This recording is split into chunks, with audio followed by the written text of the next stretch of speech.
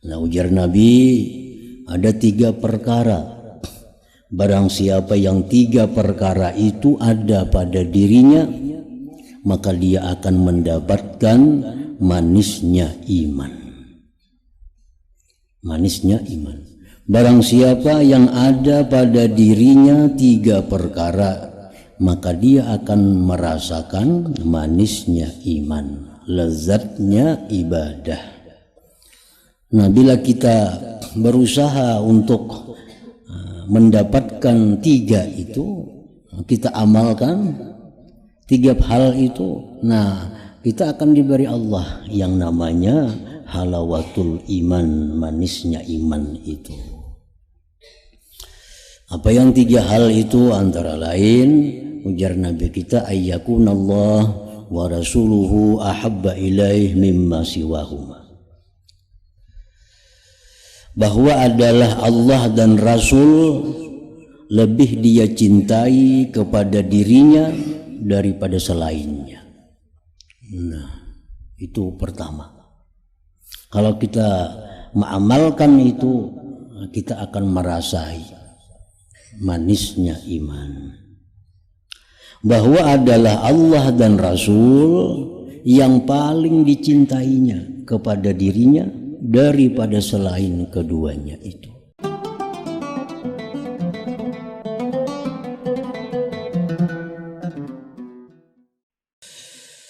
Wahai anakku yang tercinta, seandainya ilmu semata-mata itu cukup bagi engkau dan tidak perlu kepada amalan, maka tidak ada faidahnya seruan suci di tengah malam.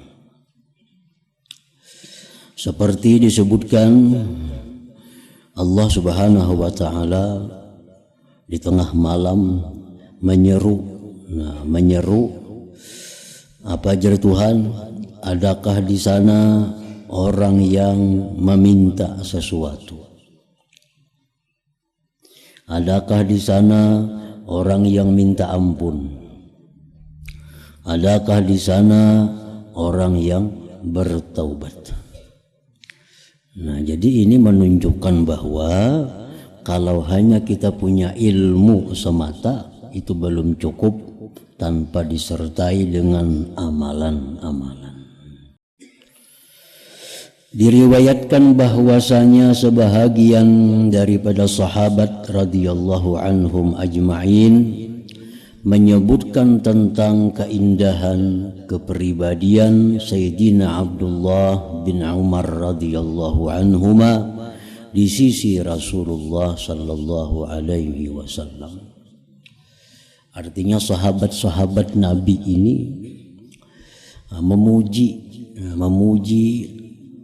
Abdullah bin Umar di hadapan Rasulullah sallallahu alaihi wasallam. Abdullah bin Umar itu orangnya bagus, orangnya ini itu, kebaikan-kebaikannya disebut oleh sahabat Nabi. Lalu baginda Rasulullah bersabda, ni'mar rajul huwa law kana yusalli bil lail. Artinya, jar Nabi, Abdullah bin Umar itu sangat baik orangnya. Apalagi kalau beliau bangkit sembahyang di waktu malam. Ni'mar rajul huwa law kana yusalli bil lail. Ujar Nabi itu bujur, Abdullah bin Umar itu orang yang sangat baik. Law kana yusalli bil lail, jikalau dia sembahyang di malam hari. Nah, jadi di sini artinya Rasulullah sallallahu alaihi wasallam menganggap orang itu baik apabila orang itu sudah bisa, sudah mampu untuk sembahyang di tengah malam itu. Kayak kita berilmu, kita sosial, kita berbuat baik macam-macam, tapi kalau kita belum bisa untuk bangun sembahyang di tengah malam, itu masih belum lengkap kebaikan kita. Sebab jar Nabi apa? Ni'mar rajul huwa law kana yusalli bil lail. Abdullah bin Umar itu sebaik-baik laki-laki jikalau dia sembahyang di tengah malam. Nah, jadi orang-orang yang bisa istiqamah, orang-orang yang bisa mudawamah rutin selalu salat malam dengan ikhlas karena Allah, itu bisa dijadikan alamat bahwa ini orang adalah orang yang baik, orang yang baik. Tetapi sebaliknya, bagaimanapun orang itu baiknya, masih belum bisa sembahyang sunnah di tengah malam, itu masih belum bisa sepenuhnya dikatakan orang yang baik. Nah, seperti Ibnu Umar tadi. Nah, lanjutan kisah ini sampai kabar ini kepada Ibnu Umar. Padahkan dua Ibnu Umar, ujar orang, wahai Ibnu Umar, tadi engkau dipadahkan Nabi orang yang baik jikalau sembahyang malam. Nah, ujar Abdullah bin Umar, sejak itu sampai sekarang aku kada pernah lagi meninggalkan salat malam itu. Memang perkataan Imam Al Hasanul Basri radhiyallahu anhu bahwa untuk melazimi mengistiqamahkan salat lail itu sulit kalau kita masih ada punya dosa-dosa yang besar di sisi Allah Subhanahu wa taala. Sulit kita, walaupun kita sudah cukup persiapan, siang sudah istirahat, malam sudah lakas guring, tapi kita masih ada dosa-dosa besar yang belum diampuni Allah. Nah, kita akan terpasung oleh dosa itu sehingga kita berat kada kawa melakukan salatul lail, sembahyang di tengah malam itu secara istiqamah. Artinya amun sewaktu-waktu itu bisa aja kawa. Sewaktu-waktu misal kita ada kebutuhan lawan Tuhan, misalnya kita ada perlu, nah itu bisa kita sembahyang tengah malam, bayang. Begitu selesai bisa ampih juga bangun tengah malamnya. Nah itu ngarannya kada istiqamah. Kalau istiqamah terus menerus, baik di kampung, baik waktu di musafir, nah itu berat. Nah, kalau kita masih ada dosa-dosa yang besar.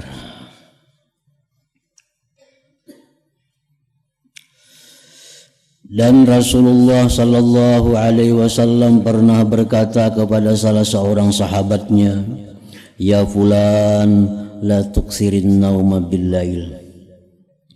Fa inna kasratan naum bil-lail yad'u sahibah fakiran yaumal qiyamah."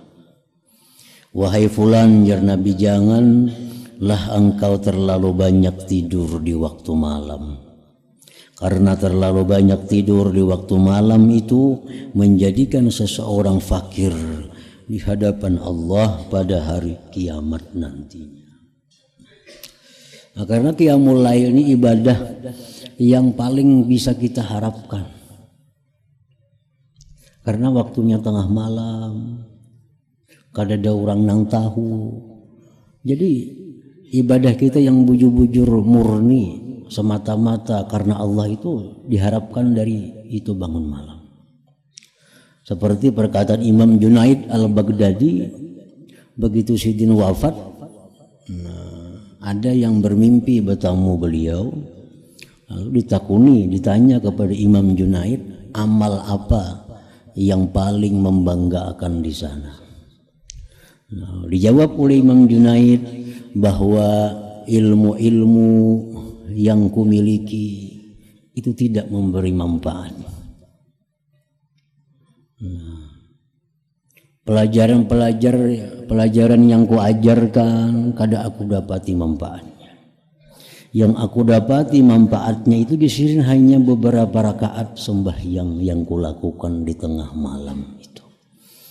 Nah, karena amaliyah kita yang kelihatan manusia ini itu sulit untuk mendapatkan keikhlasan.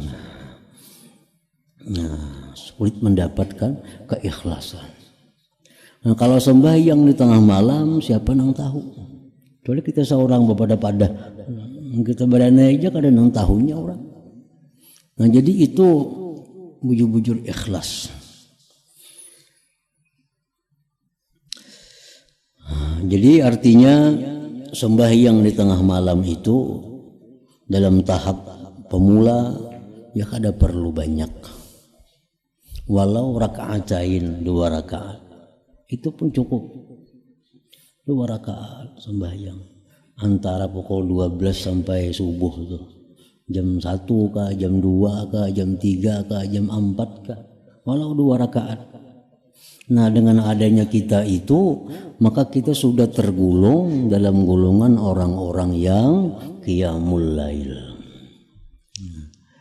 Akan jar Nabi sembahyang malam itu da'bus salihin, itu merupakan gawian orang-orang saleh. Sembahyang malam itu adalah da'bus salihin, gawian orang-orang saleh. Nah, jadi kita bangun tengah malam 4 juga sembahyang 2 rakaat, kita tak kelompok juga, tak gabung juga dengan orang-orang yang saleh itu. Seperti apa yang dikatakan oleh Imam Ghazali, bacalah Quran walaupun beberapa ayat sehari supaya masuk dalam golongan orang-orang yang baca Quran. Nah bangunlah malam hari sembahyang sekalipun 2 rakaat supaya masuk dalam golongan orang-orang yang baca Quran, salat tahajud di malam hari. Di akhirat kan dipanggil oleh Allah di padang mahsyar, ada pengumuman dari Allah, mana orang-orang yang renggang belakang mereka di malam hari beribadah kepada Allah. Mana orang yang sembahyang tahajud, masuklah kalian ke dalam surga tanpa melalui hisab dan sebagainya. Itu hadis ada demikian. Nah, di situ kan disebutkan orang harus sembahyang 100 rakaat, harus 20 rakaat atau harus 30 rakaat, walaupun 2 rakaat sudah masuk dalam panggilan siapa-siapa orang yang tahajud di malam hari, masuklah kalian ke dalam surga. Wahai anakku yang tercinta, hendaklah engkau selalu mengingati firman Allah Ta'ala, wa minal laili fatahajjat bih. Maksudnya, dan hendaklah engkau bangkit sembahyang tahajud pada sebahagian daripada waktu malam. Sembahyang tahajud. Dan firman ini mengandungi makna suruhan Tuhan. Wa minal lail fatahajjat, itu fi'il amar. Tahajjat, tahajjada, tahajjadu, nah itu kan fi'il amar, artinya perintah.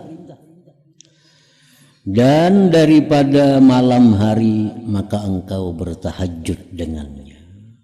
Tuhan kadang menyuruh harus 10 rakaat, harus berapa rakaat, 2 rakaat sudah cukup, masuk sudah dalam golongan orang-orang yang tahajud itu.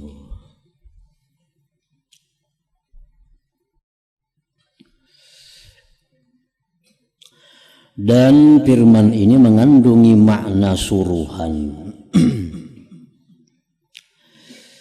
Wabil ashari hum yastaghfirun, surat Az-Zariyat ayat 18. Maksudnya, dan di waktu sahur mereka senantiasa beristighfar akan Allah.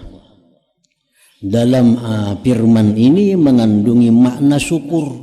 Makna syukur artinya makna pujian Allah kepada orang-orang yang di waktu sahur itu minta ampun kepada Allah. Memang waktu yang paling bagus untuk tobat minta ampun itu adalah waktu menjelang subuh. Waktu menjelang subuh. Sampai-sampai Nabi Yakub pun beliau memintakan ampun kepada Allah terhadap perilaku anak-anak beliau kepada Nabi Yusuf alaihissalam. Nyisitin kina aku mintakan ampun. Arti kaina itu menunggu waktu sahur. Jadi waktu sahur itu waktu semacam khusus disediakan Allah untuk orang-orang yang istighfar.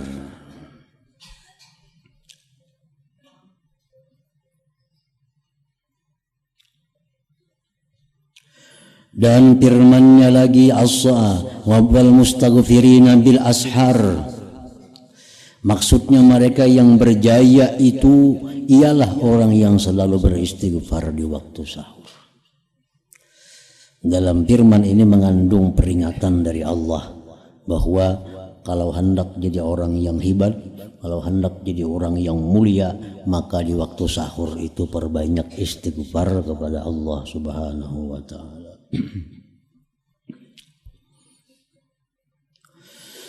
Telah bersabda Rasulullah sallallahu alaihi wasallam, "Thalathatu aswatin yuhibbuha Allah taala, sautud dik wa sautul ladzi yaqra'ul Qur'an wa sautul mustaghfirina bil ashar."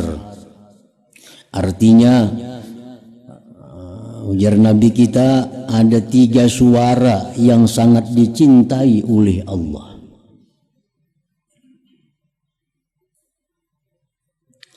Suara ayam jantan yang berkukuk di waktu sahur. Ayam mekungkuk di tengah malam waktu sahur. Suara orang yang membaca Al-Quran. Yang ketiga, dan suara orang yang beristighfar di waktu sahur. Nah, ini 3 suara yang sangat dirindukan oleh Allah, dicintai oleh Allah Subhanahu wa ta'ala.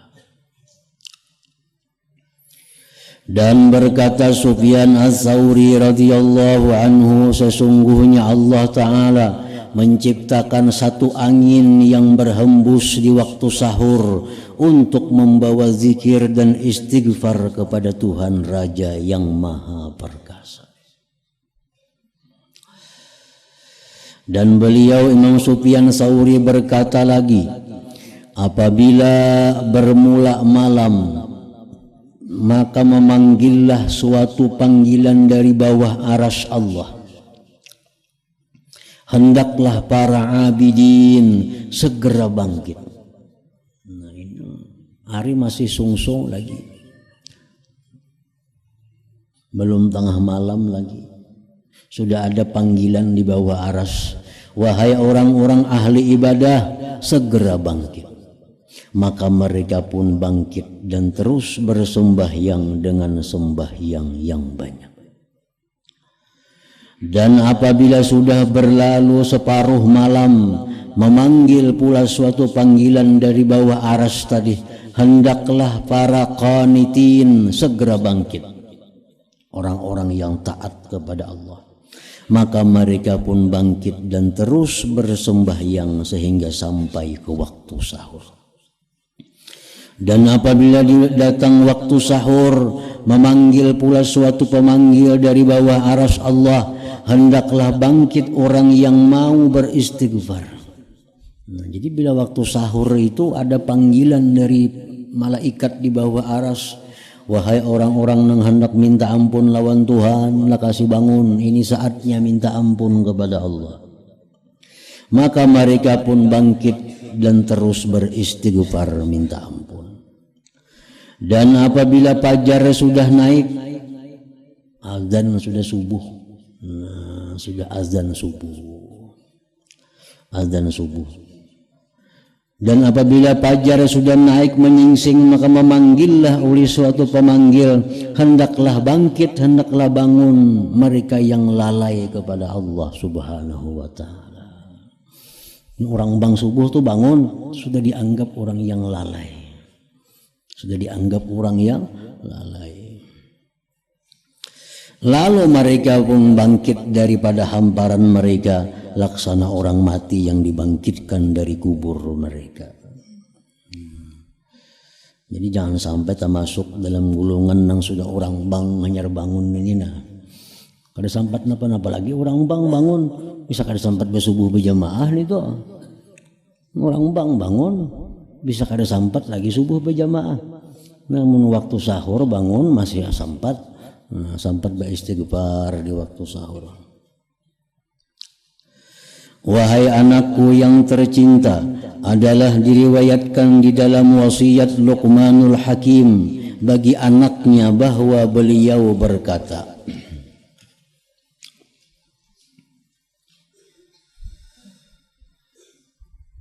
wahai anakku yang tercinta, janganlah sampai ayam jantan itu lebih bijak daripada engkau.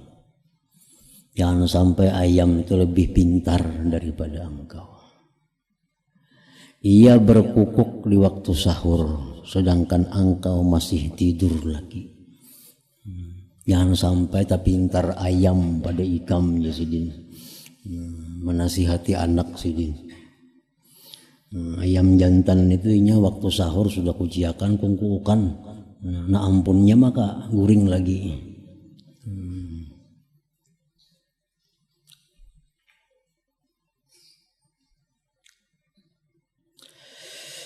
Dan sungguh sangat indah sekali gubahan syair di bawah ini.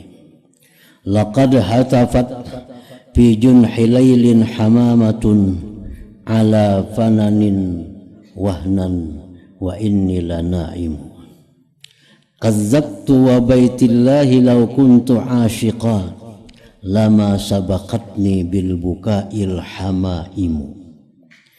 Wa az'umu anni haimun zu sababatin li rabbi fala abki wa tabkil bahaimu. Sesungguhnya memanggil-manggil di kegelapan malam burung merpati yang bertinggir di atas kayu. Ia terus saja menangis kerinduan. Sedangkan aku asik dalam tidur. Burung-burung merpati itu bertinggir di malam hari, dia menangis karena rindu kepada penciptanya.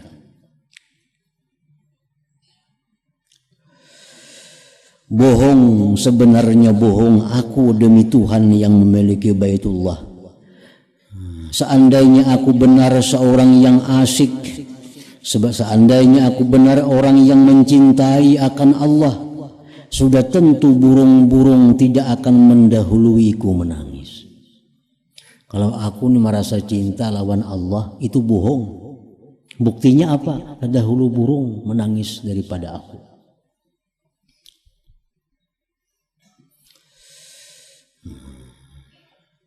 Aku mengaku bahwa aku seorang pecinta yang bersangatan dahaga untuk bertemu kekasih. Aku mengaku bahwa aku mencintai Allah. Artinya, aku mengaku bahwa aku cinta kepada Allah. Namun kenapa aku masih belum pandai menangis seperti menangis binatang-binatang itu? Jadi artinya hanya sangkaan kita. Kita menyangka bahwa kita ini sudah cinta kepada Allah. Itu hanya sangkaan kita karena didukung oleh bukti-bukti bahwa kita itu cinta kepada Allah Subhanahu wa ta'ala. Nasihat ke-11, ibadahmu hendaklah mengikuti aturan syara. Wahai anakku yang tercinta, intisari segala ilmu itu ialah bahwa engkau mengetahui cara mengerjakan ketaatan dan ibadah akan Allah Ta'ala.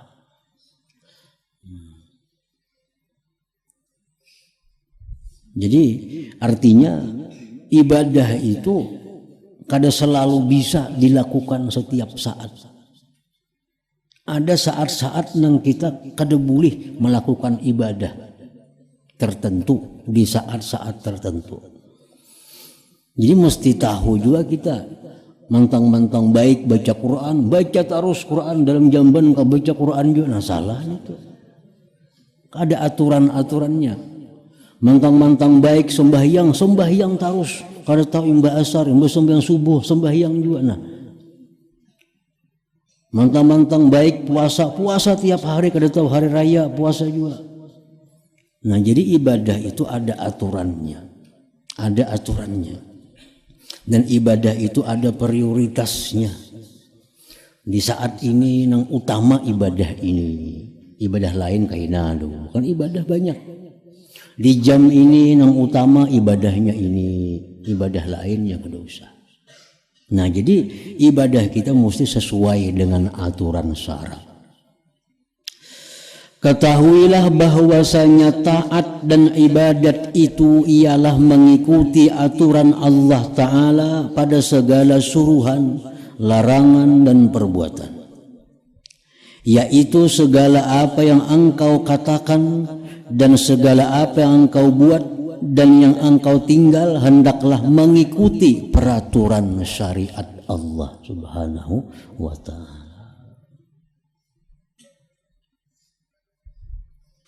Kalau tidak, ia akan menjadi dosa. Nah, jadi dosa jadinya. Orang sembahyang sunat mutlak, imbas sembahyang asar, jangankan pahala, jadi dosa. Jadi dosa. Orang sembahyang sunat mutlak, sembahyang istikharah, imbas sembahyang subuh, jadi dosa. Orang sembahyang hajat, imbas sembahyang subuh, jadi dosa. Jadi ikuti juga aturan-aturannya itu. Seperti halnya bila engkau berpuasa di hari raya dan hari-hari tasyrik, maka engkau telah melakukan kemaksiatan. Melakukan kemaksiatan. Kada jadi berpahala, pada tujuan kita mencari pahala dengan puasa itu. Begitu pula halnya seandainya engkau sembahyang memakai pakaian yang dicuri, maka adalah juga berdosa.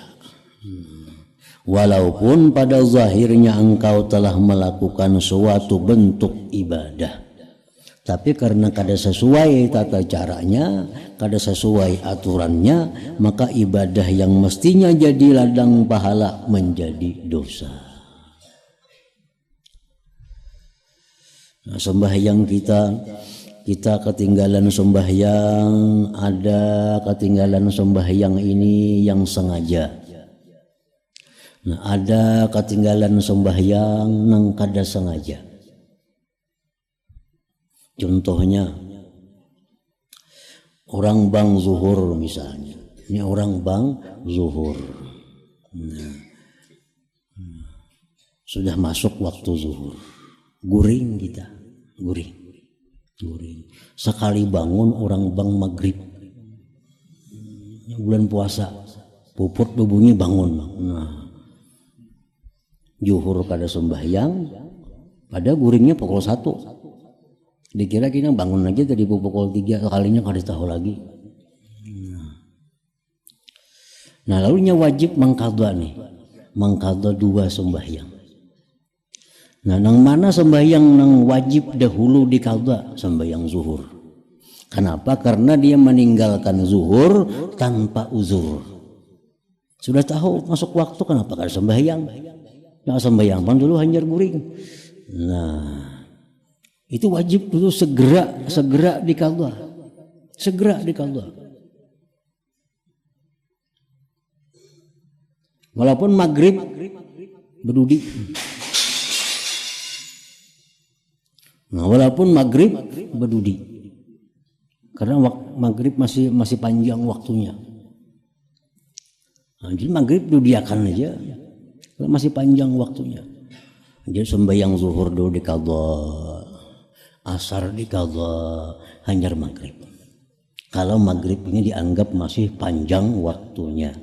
Nah, kalau bangun guringnya pukul 7 sudah, bahannya mau diqadha maghrib pulang. Kalau war waktu itu maghrib dulu akan selamatakan dulu.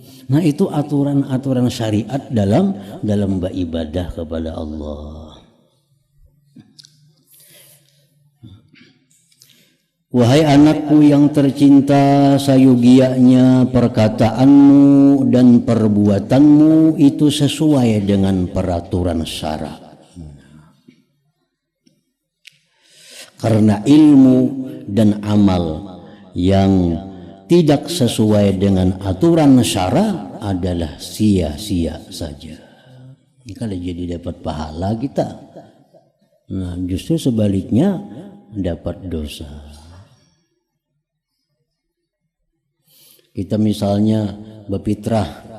Nah, berfitrah ini cukup saikungannya, beresnya segan saikung. Maka di fitrah ini kita seorang, bini wajib juga difitrahi, anak wajib juga difitrahi. Beresnya 3 liter setengahannya.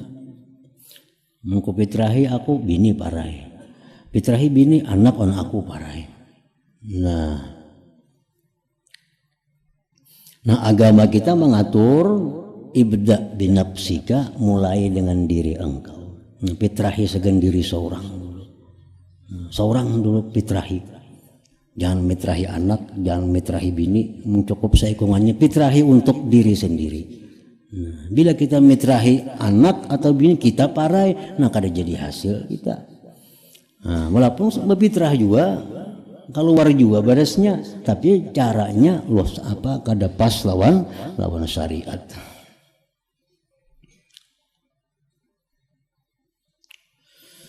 Dan sayugianya bagimu bahwa engkau tidak tertipu dengan perkataan yang aneh-aneh dan keterlanjuran perkataan ahli tasawuf. Nah, kita jangan hendak meniru-niru perkataan orang-orang ahli tasawuf yang sudah ma'rifat lawan Allah itu. Kadang-kadang mereka itu berkata-kata dalam keadaan di luar kesadaran mereka.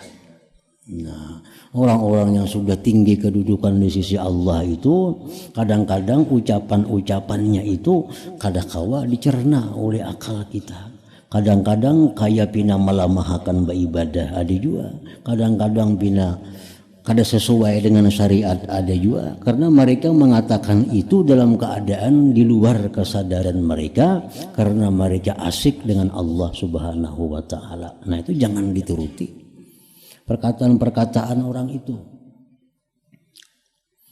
Nah makanya biasanya setiap ada perkataan-perkataan orang-orang sufi yang kelihatannya melemahkan ibadah, yang kelihatannya itu bertentangan dengan syariat, itu biasa ada diterjemahkan oleh ulama berikutnya bahwa ini maksud sigin bukankah itu, bukan kayak zahirnya itu ada.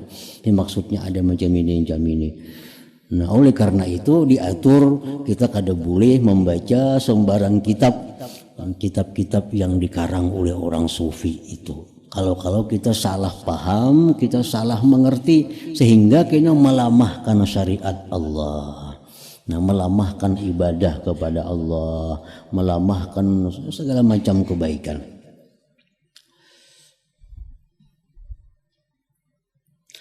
Nah, karena jalan akhirat itu hanya dijalani dengan mujahadah, bersungguh-sungguh dan melawan hawa nafsu, dan memutung dengan pedang riyadhah latihan, bukan dengan perkataan yang aneh-aneh dan ucapan-ucapan yang dirika-rikakan saja. Nah itu tokoh-tokoh sufi, nah, macam Junaid al-Baghdadi contohnya, itu tokoh sufi. Perkataan sidin itu kadang-kadang membingungkan kita. Nah, padahal sidin itu dahulunya ya berjuang juga, mujahadah juga, beribadah juga siang malam kepada Allah. Cuma sudah beliau berada di kedudukan puncak ma'rifat kepada Allah, kadang-kadang ucapan-ucapan sidin itu kadang-kala dipahami oleh orang-orang macam kita yang di bawah ini, yang kelihatannya nah kada sesuai dengan pengetahuan kita selama ini. Nah, jadi Junaid Baghdadi kalau ikam berdoa jangan lawan Allah, berdoa lawan aku. Allah kada kenal lawan ikam ini siapa ikam. Itu ucapan yang sulit dipahami. Kan selama ini kita kalau berdoa lawan Allah, karena Allah maha mendengar, maha melihat, maha tahu. Junaid kada lawan murid-muridnya. Wahai murid, kalau kau berdoa, berdoalah kepada aku, panggil ya Junaid, wahai Junaid. Jangan kau panggil ya Allah, Allah kada kenal sama engkau. Nah, itu kan perkataan yang sulit dipahami. Nah, itu jangan kita pakai perkataan itu kalau kita kadang mengerti apa maksudnya oleh perkataan Imam Junaid al-Baghdadi itu. Dan perkataan itu bujur. Ampun sidin itu bujur kada salah, kada bertentangan sebenarnya, cuma melalui jalan akhirnya ketemu bahwa apa yang dikatakan sidin itu sebenarnya bujur juga. Nah, cuma jangan dicerna secara zahirnya. Nah, seolah-olah kita ini kada memerlukan kepada Allah. Nah, pada keadaan jam itu maksudnya. Nah, maksud sidin itu ya antara lain maksudnya kalau ikam ini banyak maksiat lawan Allah, ikam selama ini durhaka kepada Allah, ikam kada usah berdoa lawan Tuhan, Tuhan kada mehirani ikam. Nah, kita minta ampun dulu kepada Allah, baik-baik dulu. Hanya berdoa lawan Tuhan, nah Tuhan akan kenal kepada engkau. Nah, amun ikam masih banyak dosa, ikam masih banyak maksiat, ikam berurusan dua aku aja karena aku mintakan ampun kepada Allah. Nah, itu maksudnya.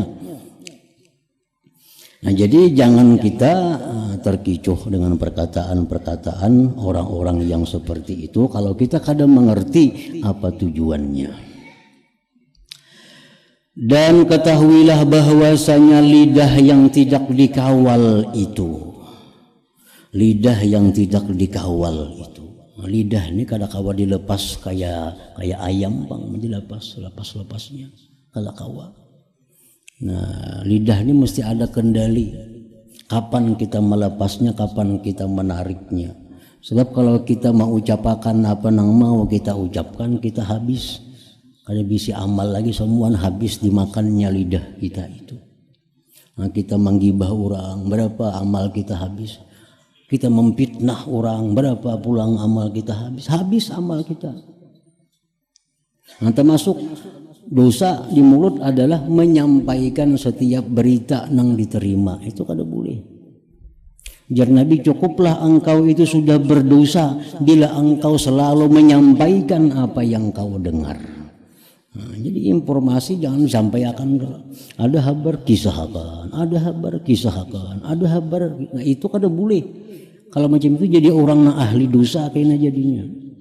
Nah, ada kabar dicerna, boleh kan jadi sampaikan. Mau sampaikan ada kada manfaatnya. Nah, itu maka ada setiap berita kisahkan, ada berita kisahkan. Nah, itu kayak surat kabar jadinya. Mencari berita. Surat kabar gininya kada samuan dibuatnya nang mun kada bagus itu. Nah, jadi lidah ini tidak dikawal kada kawa. Kata bahwasanya lidah yang tidak dikawal itu dan hati yang tertutup dan dipenuhi dengan kelalaian dan syahwat adalah merupakan tanda kecelakaan seseorang. Nah, kita kadang mengawal lidah kita.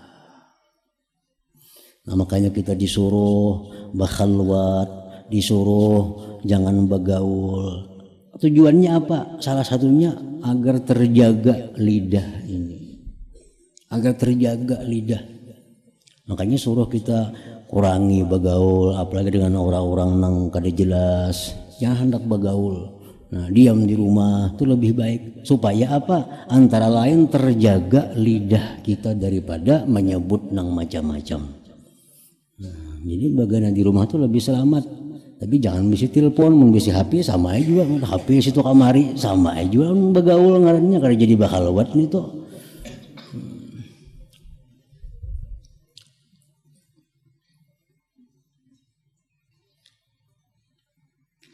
Dan apabila engkau tidak melawan nafsumu dan tidak bermujahadah dengan benar, maka sudah pasti hatimu akan tidak hidup.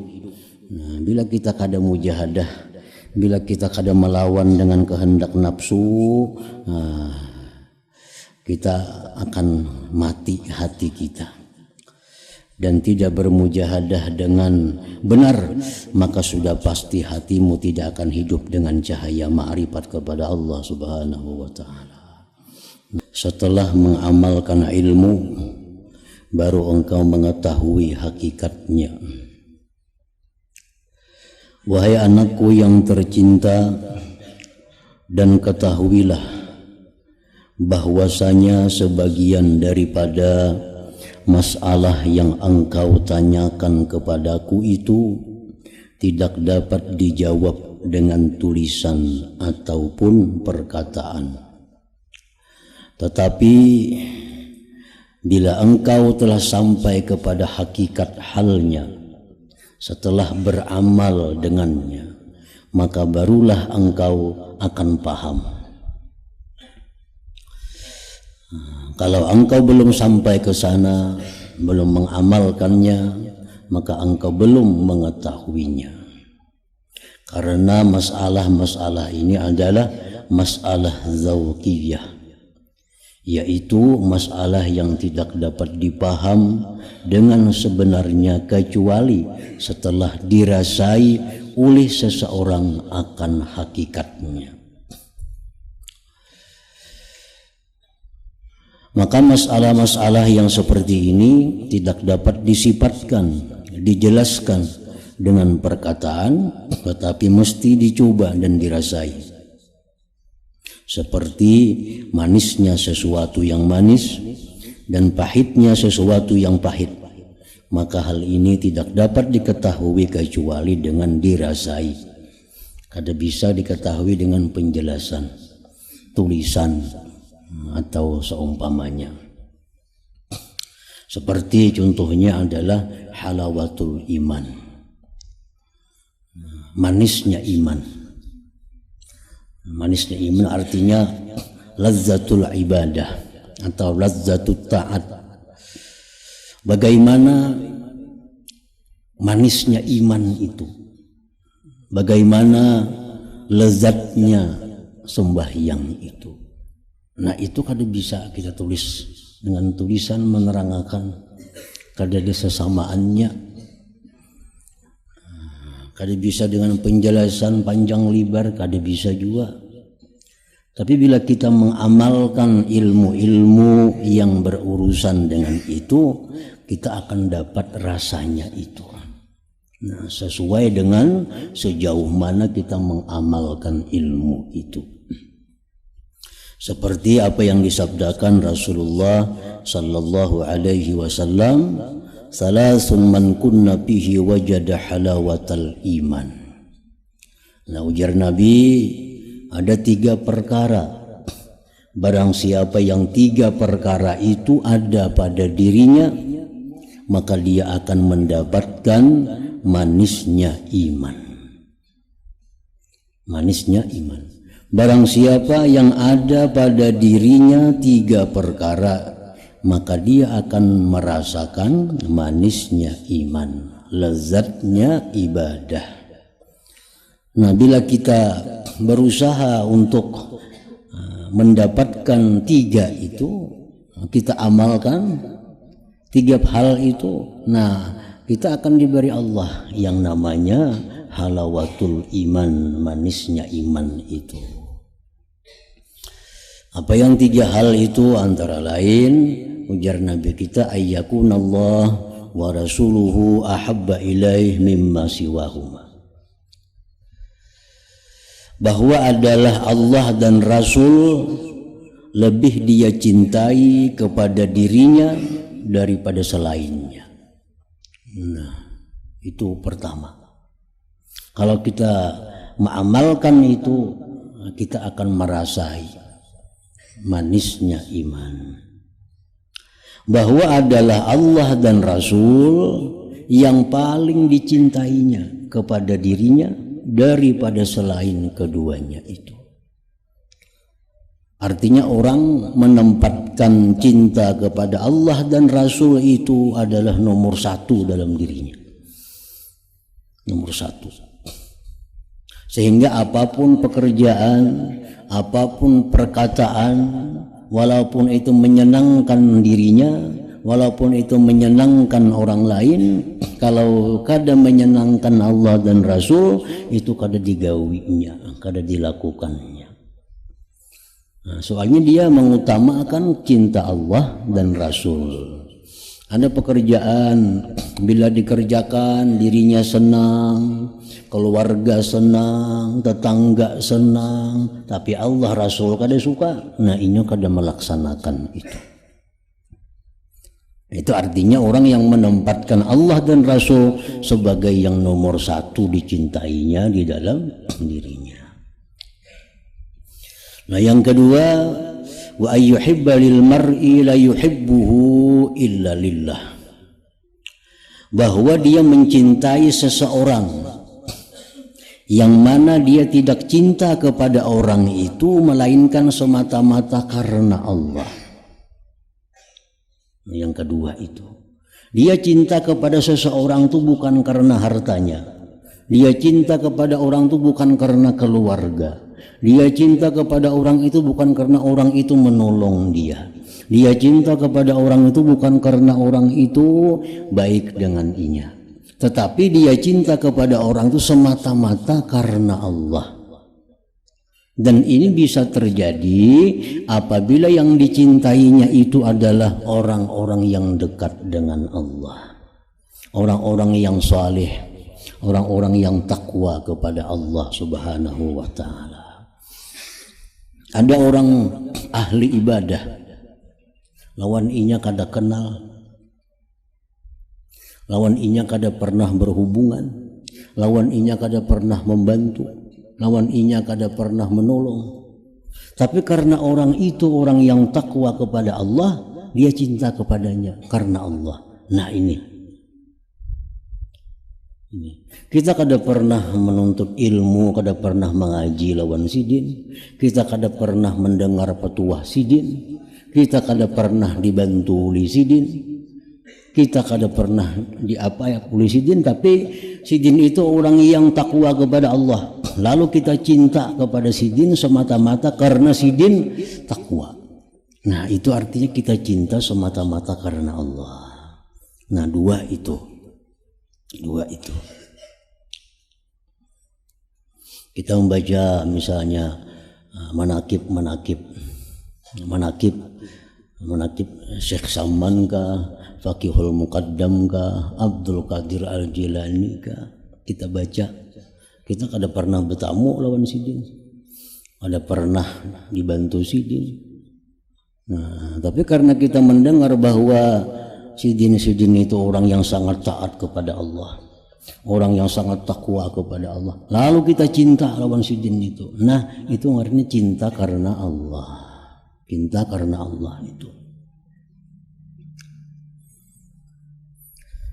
Nah yang ketiga, wa ayyakraha ayyauda ila fil kufri kama yakrahu ayyuqzafa finnar, bahwa dia benci kepada kekafiran sebagaimana dia benci bahwa dia dimasukkan dalam neraka. Tiga hal itu, bila hal tiga macam tadi ada pada diri kita, nah kita akan mendapatkan yang namanya halawatul ibadah, manisnya ibadah, manisnya iman, manisnya lezat dalam hal taat kepada Allah. Ini pertama, Allah dan Rasul yang paling kita cintai, nomor satu dari yang lain-lainnya. Perintah siapakah? Kalau kada sesuai lawan Allah, ada hendak melanggawi. Ini disuruh si Pulan, disuruh si A, si B, tapi Allah kada ketuju men itu digawi, mundur kada jadi menggawi. Nah itu satu. Yang kedua tadi, dia cinta kepada orang semata-mata karena Allah. Yang ketiga, dia sangat anti kepada kekafiran, sangat benci, sebagaimana bencinya dia kalau masuk neraka. Bila tiga hal itu ada pada diri kita, kita amalkan, kita akan dapat manisnya ibadah, dapat sorangannya. Jadi kadang-kala kita mendapat manis ibadah itu dengan keterangan-keterangan, dengan karangan-karangan, tulisan-tulisan, sekadar tahu aja. Mungkin kita kadang mengamalkan itu, kita kadang dapat, kadang-kala merasa sebujurnya nang kayak apa manisnya ibadah itu. Seperti dihikayatkan bahwasanya ada seorang yang mati pucuk, inin itu artinya orang yang imputin, menulis surat kepada kawannya dan meminta daripadanya kawan itu untuk menerangkan kepadanya akan kelezatan jima itu bagaimana.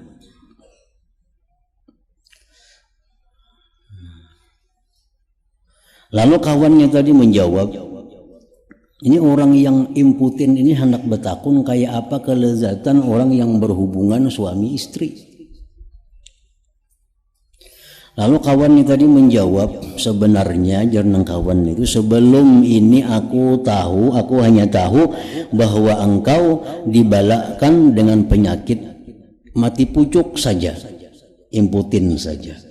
Dan sekarang ini aku tahu bahwa engkau bukan hanya sekedar itu, tetapi ditambah lagi dengan penyakit buduh. Dulu aku tuh kenal di jam tuh imputin. Nah sekarang bertambah jadi orang buduh pulang. Karena kelezatan jima berhubungan suami istri itu hanya diketahui melalui rasa. Bila dicoba baru diketahui. Kada bisa diterangkan dengan kata-kata, dituliskan dengan tulisan kada kawa. Jikalau engkau belum pernah mencobanya, maka engkau sudah pasti tidak akan mengetahuinya. Hal ini tidak dapat diketahui dengan perkataan atau tulisan. Nah, jadi artinya nasihat Imam Al-Ghazali ini, kalau engkau hendak mendapatkan sesuatu rasa, maka amalkanlah ilmunya. Kada hanya sekedar teori, kada kawa hanya sekedar keterangan-keterangan tanpa ada praktiknya.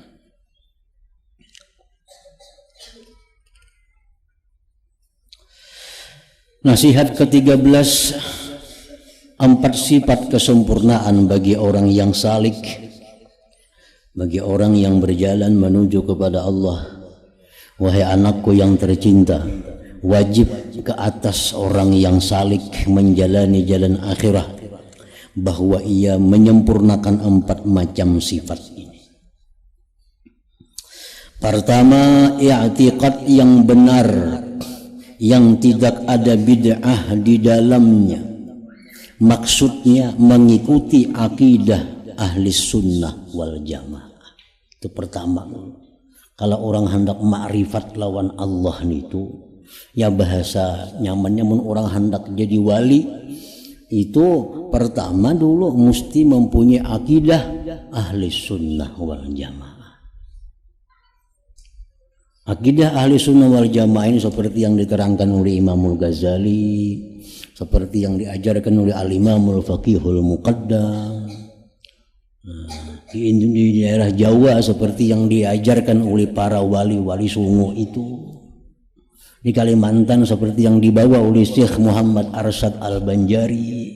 Itu akidah yang mereka ajar, yang mereka sebarkan adalah akidah ahlus sunnah wal jamaah. Pokoknya ulama-ulama kita dahulu, ulama-ulama kita bahari itu, mereka datang, mereka sekolah di Mesir, mereka sekolah di Mekah, datang ke kampung kita, ajarannya pasti ahlus sunnah wal jamaah. Nah itu.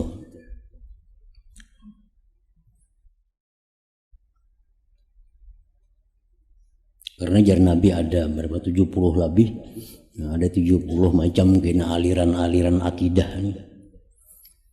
Satap cariku ummati, selagi akan terbagi-bagi umatku ini lebih dari 70 macam mazhab akidah.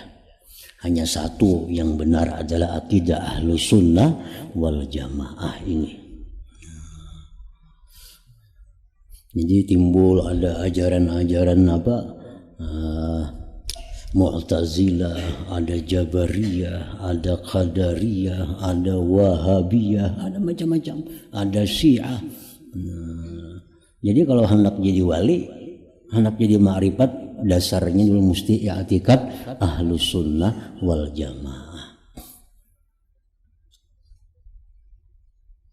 Lihat jadi mana-mana, baik di Sumatera, baik di Pulau Jawa, baik di Sulawesi, orang-orang wali yang bakal karamat tuh pasti ya alirannya mesti ahlus sunnah wal jamaah. Kada ada pina model-model macam-macam itu. Nah kedua, sesudah mempunyai dasar yang benar, akidah yang benar, kedua bertobat dengan tobat nasuha, sehingga ia tidak akan kembali mengerjakan dosa yang pernah dilakukannya. Sehingga dia tidak akan kembali mengerjakan dosa yang pernah dilakukannya dengan sengaja dan terencana. Itu dengan sengaja dan terencana. Ketiga, meminta halal daripada semua musuh dan makhluk, sehingga engkau tidak akan dituntut pada hari kiamat nanti. Jadi lawan Allah kita minta ampun, kita bertobat, kita berjanji kada hendak macam-macam lagi. Nah, kemudian lawan makhluk-makhluk Allah yang pernah kita aniaya, kita selesaikan. Karena itu memasung kita daripada gerak, daripada jalan kita. Kalau kau maju, kita dipasungnya oleh kezaliman kita itu. Jadi kezaliman kepada orang lain itu ada beberapa macam jenisnya.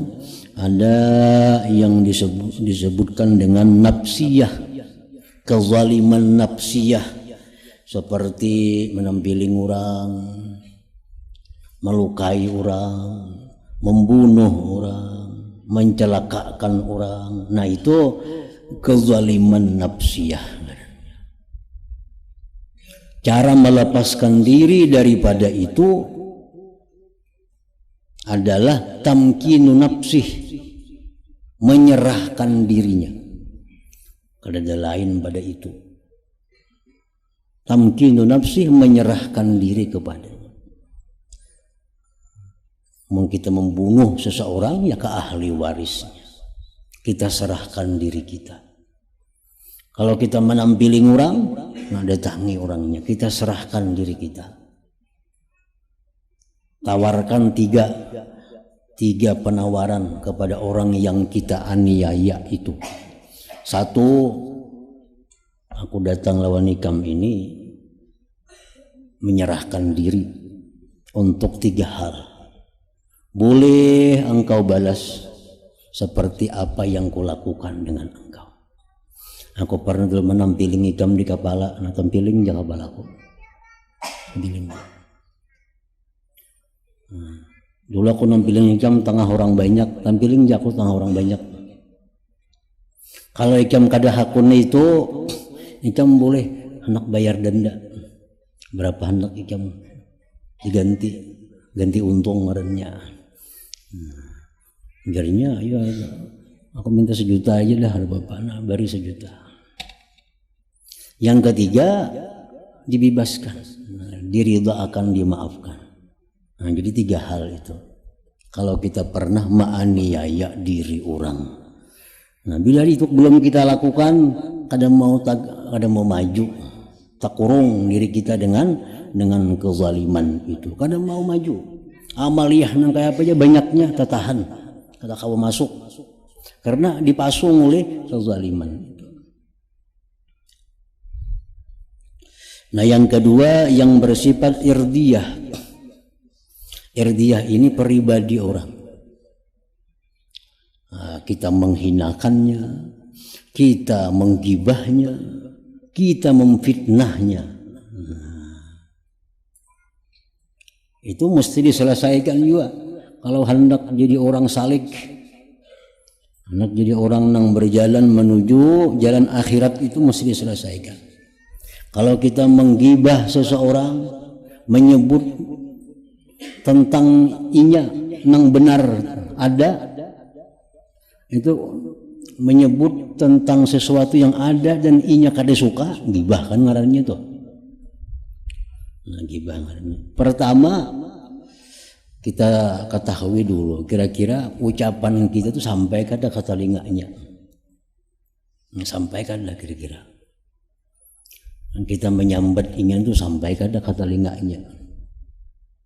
Nah, kalaunya sampai ke telinganya, kira-kira sampai ke telinganya, Sebabnya aku menyambat ini di tengah orang banyak. Ya, sampai ke telinganya. Nah ini didatangi, maka itu minta halal, minta halal. Nah, kalau kada sampai ke telinganya, kira-kira kada sampai ke telinganya.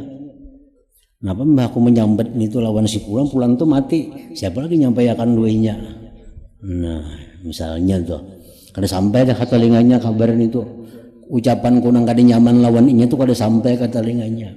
Nah, menurut sebagian ulama bila demikian halnya cukup minta ampun kepada Allah. Cukup minta ampun kepada Allah. Ini kada sampai juga ke telinganya. Kada sampai ke telinganya itu namun kita minta halal timbulnya sakit hati nah jadi masalah pulang. Ini kada sampai juga lawan ini cukup lawan Tuhan aja dah minta ampun. Nah, yang kedua itu. Nah, yang kedua gibah tadi pertama, yang kedua fitnah. Nah, fitnah ini lebih berat lagi. Ada orang nang kada bujur maling dibadahkan maling. Nah, ini minta ampunnya ini kalau kada sampai ke telinganya, kita memitnahnya ini kada sampai. Nah, cukup aja kita cabut ucapan kita itu di hadapan orang yang kita fitnah itu siapa. Kita memitnah si A di hadapan si B. Jadi kita B, si A itu maling. Padahal ada maling kadainya. Nah, dan ini kira-kira kada sampai lawan si A. Nah, cukup kita datangi si B, semalam aku mandakan A maling itu kada bujur sekalinya. Nah, cabut perkataan itu. Nah, minta ampun kepada Allah Subhanahu wa taala. Nah, yang ketiga yang bersangkut paut lawan makhluk masalah maliyah, masalah harta. Nah, harta ini kembalikan barangnya kepada yang berhak itu. Kembalikan barangnya kepada yang berhak. Kalau barangnya sudah habis, ganti dengan gantiannya. Kita misal mengambil untuk orang dimakan kan habis, toh belikan lagi untuknya. Di barong makan untuk dua pada sebiji. Kemana mulia kan sudah habis. Nah, kaina bila minum kaina makan sebiji pada dua.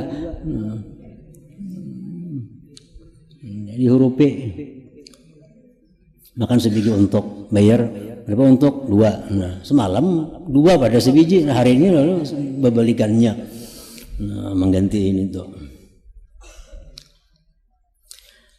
Nah, apabila hal ini kada bisa dilaksanakan karena ketiadaan orangnya, kita pernah menyakiti orangnya hilang ke mana, kalau ini kada dicari lagi.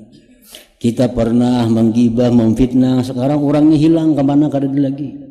Kita pernah mengambil hartanya, nah sekarang orangnya hilang.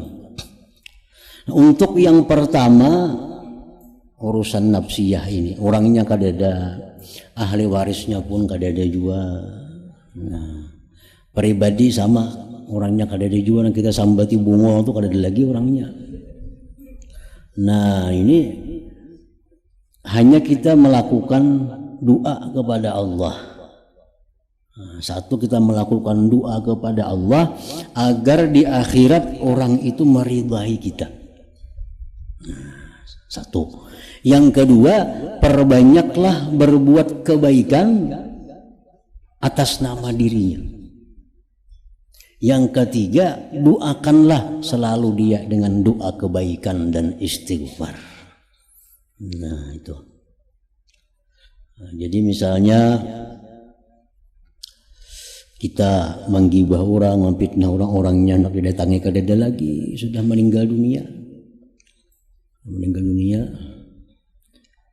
Lalu kita mohon lawan Tuhan, ya Allah, hamba pernah menggibah orang itu, hamba nak minta maaf, orangnya sudah kada ada lagi, maka bukakanlah dia agar bisa memaafkan hamba di akhirat kelak. Dan yang kedua, berbuat baiklah kepadanya. Berbuat baik kepadanya artinya kalau kita bersedekah, mudah-mudahan pahala sedekahnya disampaikan Allah kepadanya.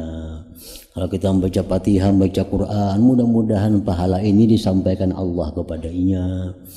Nah, yang ketiga, doakan kebaikan dan mintakan ampun kepada Allah terhadap dia. Bila itu kita lakukan dengan sungguh-sungguh, di akhirat kita akan dipertemukan Allah dan Allah akan membujuk inya supaya meridai kita. Asa bujur-bujur lagi dilakukan itu, dilakukan bujur-bujur. Di akhirat kita akan dipanggil oleh Allah, dipanggil orang itu. Nah, Tuhan nih, nah dalam dunia nya pernah menyambat tikam ini, nya sudah nak minta ampun, nya minta tikam kada ada lagi. Tapi nya berbuat baik lawan ikam, mandoakan ikam, menghadiahi ikam, macam-macam. Nah, maafi gitu Tuhan nya, maafi. Tuhan menyuruh supaya inya memaafi karena dalam dunia kita selalu berbuat baik kepada inya tadi. Nah, kalau maliyah kayak itu juga harta orangnya kada ada lagi, kalau ahli warisnya ada unjuk no ahli waris. Kalau masalah pribadi itu kada kawaan ahli waris. Kita menggunjing abahnya mati, datangnya ahli waris kada kawa. Ahli waris kada berhak memaafkan itu.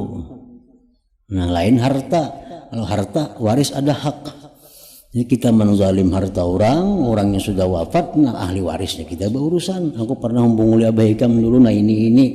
Nah, sekarang aku ganti. Nah, kisahkan kayak itu. Atau kalau masalah harta. Nah, jadi ini hal-hal yang dilakukan oleh orang yang hendak salikin, hendak menuju Allah. Ini pondasi. Ini sebelum kita melakukan amaliyah suluk, sebelum mengamalkan amaliyah suluk, yang lebih dahulu kita kerjakan mengatur pondasi dulu. I'tikad kita bujurakan dulu supaya jadi i'tikad ahlus sunnah wal jamaah.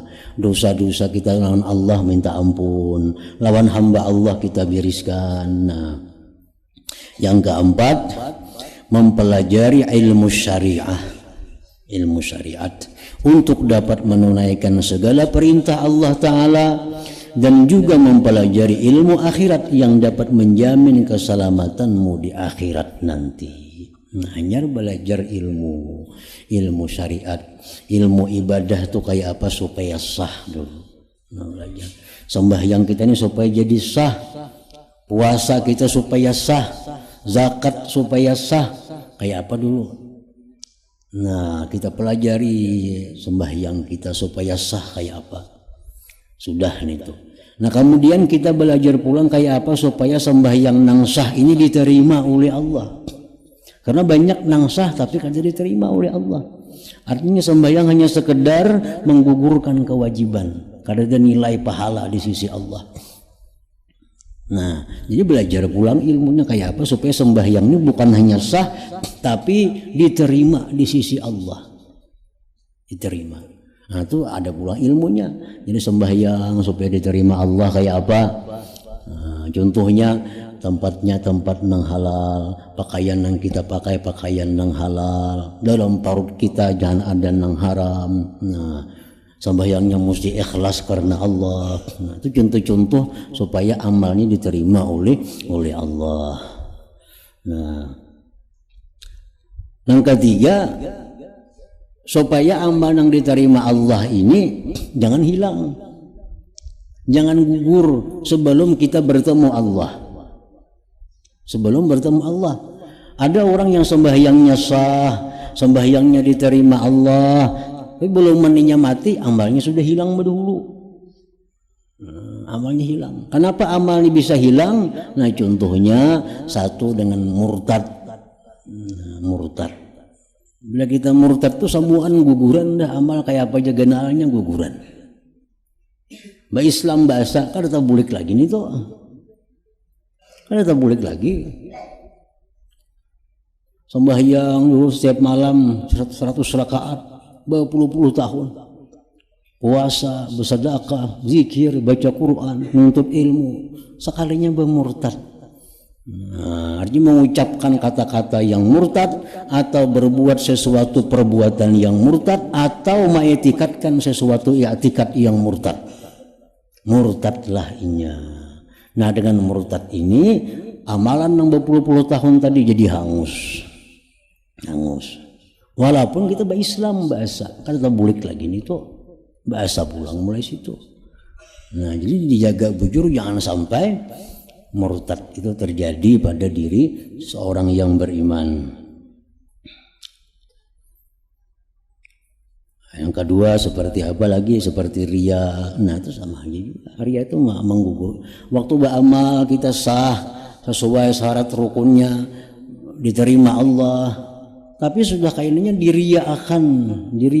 Padahal waktu beramal itu ikhlas. Sekalinya diriyakannya sudah beberapa tahun kemudian. Nah, diagakakannya. Melihat orang ada sembahyang misalnya 100 rakaat semalaman. Suarai itu inting aku bahari 1000 rakaat semalaman 20 tahun enggak itu orang bertakun kada apa kada. Dia memanggakan dirinya, mengarayakan amalnya. Makanya jadi gugur karena diagakakan amal ibadah itu. Nah, jadi ilmu-ilmu itu yang dipelajari sebelum kita masuk kepada jalan Allah. Ilmu supaya sah beribadah, ilmu supaya ibadah itu diterima oleh Allah, dan ilmu supaya ibadah yang diterima itu utuh sampai kita bertemu dengan Allah Subhanahu wa ta'ala. Nasihat ke-14 wasiat Imam Ash-Shibli rahimahullahu ta'ala adalah dihikayatkan bahwa Al-Imam Shibli rahimahullahu ta'ala telah berkhidmat kepada 400 orang guru. Imam Shibli misi guru 400. Dan beliau juga berkata, aku telah membaca 4.000 buah hadis. Kemudian aku pilih daripada bilangan itu sebuah hadis. 4.000 nang ku kaji hadis, satu hadis yang ku ambil, yang benar-benar aku amalkan akan dia, dan aku tinggalkan yang lain daripadanya. Karena aku telah memperhatikan hadis yang aku pilih ini, dan aku telah mendapati di dalamnya ada keselamatanku dan kesejahteraanku. Dan telah terkandung di dalamnya satu hadis itu segala ilmu awalin, ilmu orang yang dahulu, dan ilmu akhirin, ilmu segala orang yang kemudian. Maka aku merasa cukup dengan berpegang teguh dengannya satu hadis itu. Nah, hadis itu ialah sebuah hadis yang diwasiatkan oleh Rasulullah sallallahu alaihi wasallam kepada salah seorang sahabatnya. Hadis itu berbunyi, i'mal lidunyaka biqadri muqamika fiha, wa'mal li akhiratika biqadri baqaika fiha, wa'mal lillah biqadri hajatika ilaih, wa'mal linnar biqadri sabrika alaiha. Artinya, bekerjalah untuk duniamu sekedar mana engkau akan tinggal di dalamnya, dan beramallah untuk akhiratmu sekedar mana engkau berada di sana. Nah, sebuting itu dulu. Beramallah untuk dunia sekedar kita tinggal di dunia. Bekerjalah untuk dunia sekedar kita hidup di dunia. Bekerjalah untuk akhirat sekedar lamanya kita diam di akhirat. Kalau kita amalkan itu, berarti aktivitas kita sehari-hari banyak urusan akhirat. Karena apa? Karena kita bakal lawas diam di sana. Nah, otomatis persiapan kita banyak mengarah ke sana daripada dunia yang kada lawas ini. Paling lawas kita 100 tahun. Paling lawas sudah wahidi bilang kada ada lagi umur 100 itu. Di akhirat yang kada ada kisah lagi lawasnya, salawasan dah.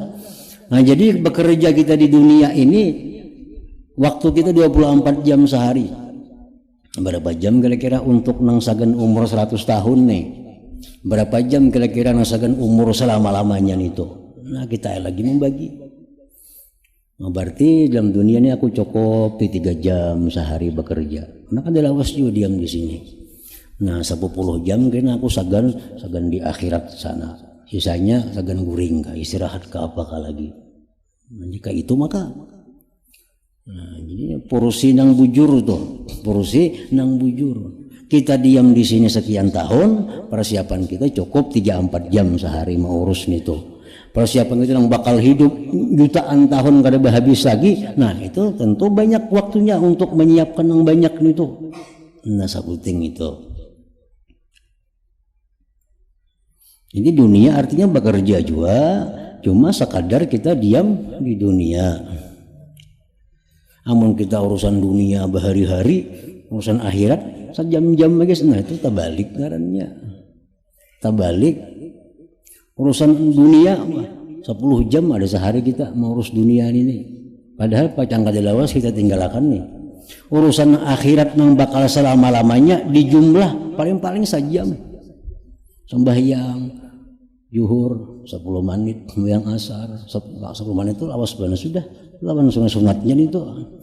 Nah, maghrib bisa dilabasakan sejam semuaan atau 3 jam semuaan lawan tahajud semuaan segalanya. 3 jam untuk akhirat, 10 jam untuk dunia. Nah terbalik itu. Dibalik mestinya nang 3 jamnya untuk urusan dunia, nah 10 jam untuk akhirat. Maka itu mestinya. Nah, dan beramallah karena Allah sekedar mana engkau berhajat kepadanya. Beramallah, berbaktilah kepada Allah sekedar mana engkau berhajat kepadanya. Apakah kita berhajat benarkah lawan Tuhan ini atau tapi berhajatkah? Bila lawan Tuhan ini kita berhajat benar, banyaki amal lawan Tuhan, kebaktian kita, taat kita. Bila lawan Tuhan ini tapi berhajat, kurangi beramal. Kalau perlu kada coba amal lagi, lawan Tuhan kada berhajat juga. Nah jadi beramallah kita kepada Allah sekedar seapa hajat kita kepada Allah. Amun kita menganggap Allah itu full hajat kita kepada Allah, nah tentu ibadahnya pun full kepada Allah. Kan manusia kita ini kada sama berhajatnya kepada Allah. Nah, ada sama. Ada orang semuaan menggantungkan hidupnya dengan Allah. Semuaan digantungkannya hidupnya dengan Allah, kada bisa lepas daripada Allah. Nah, orang seperti ini tentu hatinya, ibadahnya akan selalu kepada Allah. Ada orang-orang yang pindah tapi bahajat lawan Allah. Berdoa atau kulir, berdoa. Nah, ini orang tapi parlo lawan Allah. Tentu orang macam ini ibadahnya sedikit juga. Yang diperluakannya kawan, diperluakannya keluarga, perluakannya atasannya, pimpinannya. Kalau Allah tuh ya nomor jauh lah. Nah maka hidupnya orang ini untuk keluarga, untuk kawannya, untuk pimpinan, untuk Allah sedikit. Karena ini menganggap perlu kepada Allah sedikit. Nah itu. Yang ketiga, buatlah sembarang amalan yang akan memasukkan engkau ke dalam api neraka sekedar mana engkau sabar menahan siksaan. Ayo coba buat maksiat, buatnya maksiat. Amun anggaran tahan masuk neraka kada apa-apa. Buat maksiat, muntung menggibah, muntung berdusta, yang tahan aja di neraka. Jadi muntahan lagi di neraka, perbuatlah maksiat artinya. Amun kada tahan, jangan hendak maksiat. Dan buatlah sembarang amalan yang akan memasukkan engkau ke dalam api neraka sekedar mana engkau sabar menahan siksaan itu. Ada salah seorang ulama sufi, biasanya setiap aku hendak maksiat, punya layar dulu lampu. Ini ada nih hendak maksiat, kulegit dulu lampu. Kuperakakan tangan, bila aku kada tahan, kada jadi aku maksiat. Jadi bila hendak maksiat, likit lampu. Tahan kada tangan lawan lampu itu. Bila kada hangus, gawi ya maksiat kada apa-apa. Bila anggaran hangus, kada usah. Karena api di sana lebih panas lagi dari api lampu ini beberapa puluh kali lipat, 100 kali lipat panasnya. Mun api yang halus ini sudah kelupuk-kelupuk kita, apalagi api di sana. Nah, jadi sebelum hendak maksiat, coba yang rokok tangan tahan kada. Bila tahan ya gawe. Nah, itu artinya buatlah sebarang amalan maksiat ke haram ke gawe aja. sekedar mana engkau sabar menahan siksaan neraka itu. Wahai anakku yang tercinta, ujar Imam Ghazali, apabila engkau mengetahui hadis ini, maka sebenarnya engkau sudah tidak perlu lagi kepada ilmu yang banyak. Ini hadis cukup. Jadi Imam Shibli, aku sudah membuka 4.000 hadis. Hadis ini aku ambil satu cukup sudah. Cukup ini hadis satu. Bahwa aku bekerja untuk dunia, sekedar apa lawasnya aku hidup di dunia. Aku beramal untuk akhirat, sekedar apa lawasku di akhirat. Aku berbakti kepada Allah, sekedar berhajatnya aku kepada Allah. Yang ketiga, aku akan berbuat maksiat bila aku mampu menahan azab api neraka. Nah,